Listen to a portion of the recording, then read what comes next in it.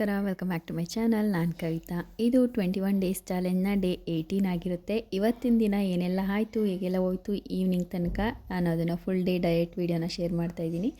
I hope ನಿಮಗೆ ಇವತ್ತಿನ video ಇಷ್ಟ ಆಗಿದೆ ಅಂತ ಭಾವಿಸ್ತೀನಿ. ಇವತ್ತಿನ ವಿಡಿಯೋನಲ್ಲಿ ನಾವು ವೆಯ್ಟ್ ಲಾಸ್ ಜರ್ನಿ ಶುರು ಮಾಡುವಾಗ ಅಥವಾ ಮಾಡಿದಾಗ ಮಧ್ಯದಲ್ಲಾಗಿರ್ಬೋದು, ಸ್ಟಾರ್ಟಿಂಗಲ್ಲಾಗಿರ್ಬೋದು, ಬಿಗಿನರ್ಸ್ ಆಗಿರ್ಬೋದು, ಎಲ್ಲ ವಿಷಯಗಳು ಗೊತ್ತಿದ್ರೂ ಕೂಡ ಕೆಲವೊಂದು ಸಲ ಮಿಸ್ಟೇಕ್ನ ಮಾಡ್ಕೊಂಡ್ಬಿಡ್ತೀವಿ. ಸೊ ಅದರಿಂದ ಹೆಲ್ತ್ ಇಶ್ಯೂಸ್ ಕೂಡ ಆಗುತ್ತೆ, ಕೆಲವೊಂದು ತೊಂದರೆಗಳು ಕೂಡ ಅನುಭವಿಸ್ಬೇಕಾಗುತ್ತೆ. ಸೊ ಅದೇ ರೀತಿ ನಾನು ಯಾವ ರೀತಿ ಮಿಸ್ಟೇಕ್ಸ್ನ ಮಾಡ್ಕೊಂಡಿದ್ದೆ ಅನ್ನೋದನ್ನು ನಿಮ್ಮ ಜೊತೆ ಶೇರ್ ಮಾಡ್ತೀನಿ. ಇವತ್ತಿನ ವಿಡಿಯೋ ಇಷ್ಟ ಆಗಿದ್ದರೆ ಲೈಕ್ ಮಾಡಿ, ನಿಮ್ಮ ಅನಿಸಿಕೆ ಅಭಿಪ್ರಾಯ ಏನೇ ಡೌಟ್ಸ್ ಇದ್ದರೂ ಕಾಮೆಂಟ್ ಸೆಕ್ಷನಲ್ಲಿ ತಿಳಿಸಿ. ಇನ್ನು ಸಾಕಷ್ಟು ಕಾಮೆಂಟ್ಸ್ಗೆ ನಾನು ಉತ್ತರ ಕೊಡೋದಿದೆ. ಒಂದೊಂದೇ ವೀಡಿಯೋನಲ್ಲಿ ನಾನು ಅದನ್ನು ಶೇರ್ ಮಾಡ್ತಾ ಬರ್ತೀನಿ. ಇವತ್ತಿನ ವೀಡಿಯೋ ಸ್ವಲ್ಪ ಕಡಿಮೆನೇ ಇರೋದರಿಂದ ಜಾಸ್ತಿ ಟಾಪಿಕ್ನ ಹೇಳೋಕ್ಕಾಗಲ್ಲ. ಹಾಗಾಗಿ ಒಂದು ಸಿಂಪಲ್ 5 ಟಿಪ್ಸ್ ಇರೋವಂಥ ವೀಡಿಯೋಸ್ನ ಶೇರ್ ಮಾಡ್ತಾಯಿದ್ದೀನಿ ಅಷ್ಟೇ. ಇವತ್ತು ಒಂದು ಫಂಕ್ಷನ್ ಇರೋದ್ರಿಂದ, ಮದುವೆ ಇತ್ತಲ್ಲ, ಸೊ ಬೀಗ್ರೂಟದ ಫಂಕ್ಷನ್ ಇರೋದ್ರಿಂದ ನಾನು ಇವತ್ತಿನ ವೀಡಿಯೋನಲ್ಲಿ ಯಾವುದೇ ರೆಸಿಪೀಸ್ನ ಶೇರ್ ಮಾಡಲಿಕ್ಕೆ ಆಗ್ತಿಲ್ಲ. ಹೆಲ್ತಿ ರೆಸಿಪೀಸ್ನ ನೆಕ್ಸ್ಟ್ ವೀಡಿಯೋಗಳಲ್ಲಿ ಶೇರ್ ಮಾಡ್ತೀನಿ. ಇವತ್ತಿನ ರೊಟೀನಲ್ಲಿ ನಾನು ಬೆಳಗ್ಗೆ 1 ಗ್ಲಾಸ್ ನೀರನ್ನು ಕುಡಿದು ಅದಾದಮೇಲೆ 1 ಗ್ಲಾಸ್ ಹಾಲನ್ನು ಕೂಡ ತೊಗೊಂಡೆ. ಸೊ ಔಟ್ಸೈಡ್ ಹೋಗಬೇಕಾಗಿತ್ತು, ಬ್ರೇಕ್ಫಾಸ್ಟು ಮಾಡಲಿಕ್ಕೆ ಆಗುತ್ತೋ ಇಲ್ವೋ ಅಂದ್ಕೊಂಡು ಡೌಟ್ ಮೇಲೆ 1 ಗ್ಲಾಸ್ ಹಾಲು ತೊಗೊಬಿಟ್ಟೆ. ಅದಾದಮೇಲೆ ಸ್ವಲ್ಪ ದೋಸೆ ಇಟ್ಟಿತ್ತಲ್ಲ, ದೋಸೆ ಮಾಡ್ಕೊಳ್ಳೋಣ ಅಂತೇಳ್ಬಿಟ್ಟು ದೋಸೆಯನ್ನು ಮಾಡ್ಕೊಂಡ್ವಿ. ಇಲ್ಲಿ ನಾನು ಬ್ರೇಕ್ಫಾಸ್ಟ್ಗೆ 2 ದೋಸೆ ಹಾಗೆಯೇ 2 ಸ್ಪೂನಷ್ಟು ಚಟ್ನಿಯನ್ನು ತೊಗೊಂಡಿದ್ದೀನಿ. ಸೊ ಕೆಲವೊಬ್ಬರು ಕೇಳ್ತಿರ್ತೀರಲ್ವ, ದೋಸೆ ತಿನ್ಬೋದಾ, ಉಪ್ಪಿಟ್ಟು ತಿನ್ಬೋದಾ, ಅಥವಾ ಅಕ್ಕಿ ದೋಸೆ ತಿನ್ಬೋದಾ ಅಂತ.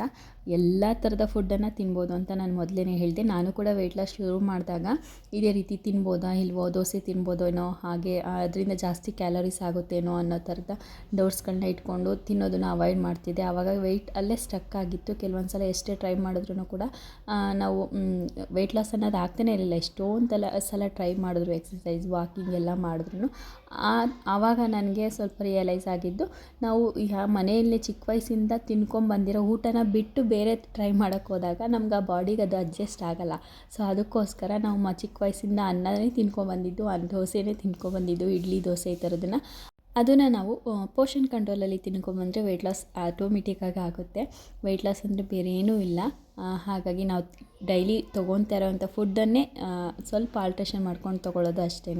ನೀವು ಒಂದು 3-4 ದೋಸೆ ತಿಂತಾಯಿದ್ದೀರಾ ಅಂದರೆ ನಿಮ್ಮ ಕ್ಯಾಲೋರಿಗೆ, ನಿಮ್ಮ ಡೈಲಿ ಕ್ಯಾಲೋರಿ ಎಷ್ಟು ಬೇಕೋ ಅಷ್ಟು ನೋಡಿಕೊಂಡು 2 ದೋಸೆಗೆ ಅವತ್ತು ಬಂದು ನಿಂತರೆ ಸಾಕಾಗುತ್ತೆ. ಸ್ಟಾರ್ಟಿಂಗಲ್ಲಿ ಸ್ವಲ್ಪ ಹಶ್ವಾಗುತ್ತೆ, ಅದಕ್ಕೋಸ್ಕರ ಫೈಬರ್ನ ಜಾಸ್ತಿ ತೊಗೊಂಡಾಗ ಹಶ್ವನ್ನು ಕಡಿಮೆ ಮಾಡುತ್ತೆ.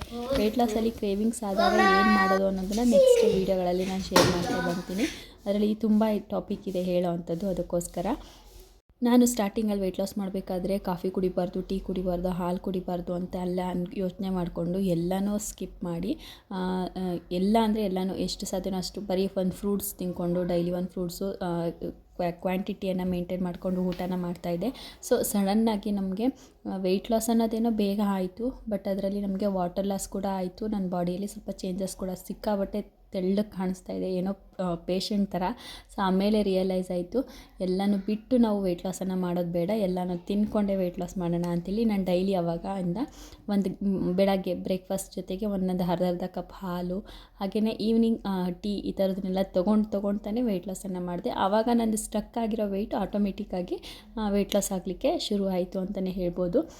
ಇನ್ನು ಮಧ್ಯಾಹ್ನದ ಫಂಕ್ಷನ್ಗೆ ಅಂತೇಳಿ ಇದ್ವಲ್ಲ, ಬೀಗ್ರೂಟ ಫಂಕ್ಷನ್ಗೆ ಹೋಗಿ ಅಲ್ಲಿ ಪೂಜೆ ಎಲ್ಲ ಮುಗಿಸ್ಕೊಂಡು ಕೆಲವೊಂದು ಸಣ್ಣ ಪುಟ್ಟ ಫನ್ನಿ ಕಾನ್ವರ್ಸೇಷನ್ ಕೂಡ ನಡೀತಾ ಇತ್ತು.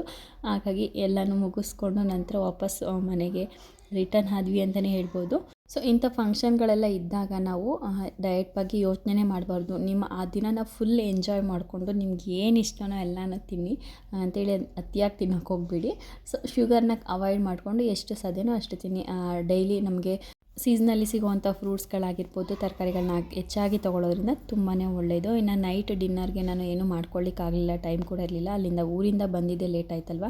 ಸೊ ಅಕ್ಕಿ ರೊಟ್ಟಿಯನ್ನು ತೊಗೊಂಡ್ವಿ. ಇದು ಸ್ವಲ್ಪ ಇವತ್ತಿಗೆ ಕ್ಯಾಲೋರಿ ಜಾಸ್ತಿ ಅನ್ನಿಸ್ಬೋದು, ಬಟ್ ನಾಳೆ ನಾನು ಮೇಂಟೈನ್ ಮಾಡ್ಕೋತೀನಿ ಅನ್ನೋ ಒಂದು ಕಾನ್ಫಿಡೆನ್ಸಿಂದ ರಾತ್ರಿ ಒಂದು ಅಕ್ಕಿ ರೊಟ್ಟಿ, ಉಪ್ಪಿನಕಾಯಿ, ಚಟ್ನದ ಪುಡಿ, ತುಪ್ಪ ಎಲ್ಲ ಹಾಕ್ಕೊಂಡು ಫುಲ್ ಎಂಜಾಯ್ ಮಾಡಿಕೊಂಡು ತಿಂದೆ ಅಂತಲೇ ಹೇಳ್ಬೋದು. ಇನ್ನು ಲಾಸ್ಟ್ ಬ್ಲಾಗಲ್ಲಿ ಕೇಳಿದ್ರಿ, ನಿಮ್ಮ ಹಳೆ ಫೋಟೋಗಳು ಹಾಕಿ ಮುಂಚೆ ಎಷ್ಟು ವೆಯ್ಟ್ ಇದ್ರಿ, ಇವಾಗ ಎಷ್ಟಿದ್ದೀರಾ ಅಂತ ನೋಡ್ತಾ ಇರ್ಬೋದು. ನನ್ನ ಹತ್ರ ಸಿಂಗಲ್ ಫೋಟೋಸ್ ಅಷ್ಟೊಂದಿಲ್ಲ. ಸೊ ಹಾಗಾಗಿ ಇರೋವಂಥ ಫ್ಯಾಮಿಲಿ ಫೋಟೋಸ್ನೇ ಹಾಕ್ತಾಯಿದ್ದೀನಿ. ಎಷ್ಟು ಫೇಸಲ್ಲಿ ಆಗಿರ್ಬೋದು, ಬಾಡಿಯಲ್ಲಿ ಇಂಚ್ ಲಾಸ್ ಎಲ್ಲ ಹೇಗಾಗಿದೆ ಅನ್ನೋದನ್ನು ನಾನು ನೆಕ್ಸ್ಟ್ ವೀಡಿಯೋನಲ್ಲಿ ಹೇಳ್ತೀನಿ. ಇದಿಷ್ಟು ಇವತ್ತಿನ ಸಿಂಪಲ್ ವ್ಲಾಗ್. ಇಷ್ಟ ಆಗಿದ್ರೆ ಪ್ಲೀಸ್ ಲೈಕ್ ಮಾಡಿ. Thanks for watching.